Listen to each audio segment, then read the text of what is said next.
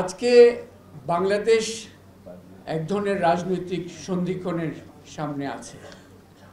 শুধুমাত্র রাজনৈতিক কাঠামোর বিষয় নয়, আমাদের আগামীর রাজনৈতিক পথ চলার বৈশিষ্ট্য কী হবে সেটাই কিন্তু আজকে আমাদের এই মুহূর্তের সবচেয়ে গুরুত্বপূর্ণ বিষয়।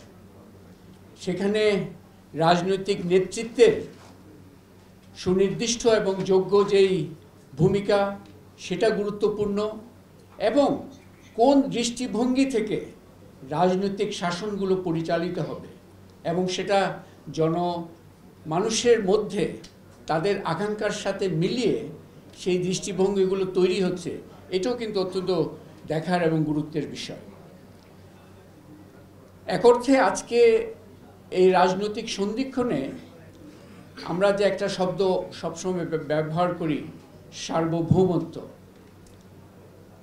সার্বভৌমত্ব কিন্তু একটা, এই শব্দটার সেই অর্থে এটা মিনিংফুল হয়ে উঠে, এটা জাতীয় জীবনে এটার প্রয়োগটা কিভাবে হচ্ছে কিনা, এটার অনুপস্থিতি আমরা দেখেছি বিগত বছরগুলোতে।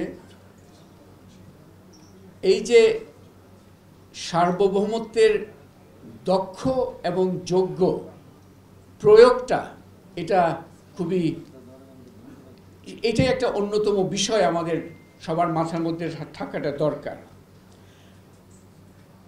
খৈয়াম যে বিষয়টা নিয়ে অনেক দিন ধরে চেষ্টা করে যাচ্ছেন, এই ব্যারেজ তার অঞ্চলটা বিশেষ করে যেহেতু আক্রান্ত, এই বিষয় নিয়ে এগুতে হবে এবং এগুনো দরকার। অবশ্যই কারিগরি উৎকর্ষতার বিষয়গুলোকে নতুন করে হালনাগাদ করতে হবে, সবই আছে, কিন্তু এগুবার অন্যতম নিয়ামক শক্তি বা নিয়ামক উপাদান এখানে হবে সাহসী ও দক্ষ রাজনৈতিক নেতৃত্ব।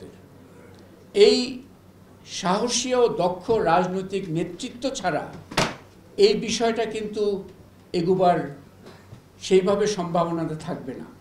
তো আগামীতে যারা দেশ পরিচালনার দায়িত্বে আসবেন, এবং আমরা আশা করছি অবশ্যই আসবেন, এবং আমাদের জনগণের চাহিদা অনুযায়ী কাঙ্ক্ষিত সময়েই সেই রাজনৈতিক এবং দক্ষ যোগ্য রাজনৈতিক নেতৃত্ব দেশ পরিচালনার আসনে আসবেন। সেই রাজনৈতিক নেতৃত্বটাই হচ্ছে খুবই গুরুত্বপূর্ণ উপাদান, যার মাধ্যমে এই পার্টিকুলার বিষয়টা নিয়ে আমরা আগাতে পারব। জেনেক্সে শিফট করো, লাইফকে লিফট করো। তো এখানে একই সাথে আমাদের এটাও বলা দরকার যে ওটাই মূল কথা, যে এটা সাহসী সিদ্ধান্তের বিষয় আছে, সাহসী রাজনৈতিক নেতৃত্বের বিষয় আছে। একই সাথে আমরা এই বড় বড় প্রকল্পের যে অনেক কিছু অনুষঙ্গ যেগুলো আমাদেরকে খুব পীড়া দিয়েছে, সেগুলো যাতে ভবিষ্যতে এখান থেকে মুক্ত থাকে সেদিকেও খুব নজর দেওয়া দরকার। আর্থিক স্বচ্ছতা যেমন দরকার, কারিগরি উৎকর্ষতা দরকার, এবং আপনার দক্ষ আঞ্চলিক নেগোসিয়েশন, এটাও অত্যন্ত গুরুত্বপূর্ণ প্রয়োজন আছে। তো আমি শেষ করব এটা বলে যে আজকে খুবই আকর্ষণীয় একটা মুহূর্তে আমরা আছি। খৈয়ামের আয়োজিত এই আলোচনায় আমরা একটা কিন্তু নতুন সম্ভাবনা দেখতে পাচ্ছি। সম্ভাবনাটা দেখতে পাচ্ছি অনেক অর্থে।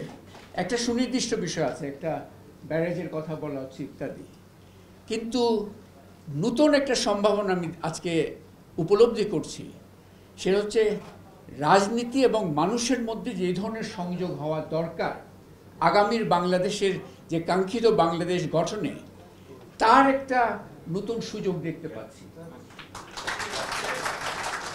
আমি শুধুমাত্র আগামীতে যারা সরকারে আসবেন তাদের কাছে প্রত্যাশা ব্যক্ত করে শেষ করতে চাই না।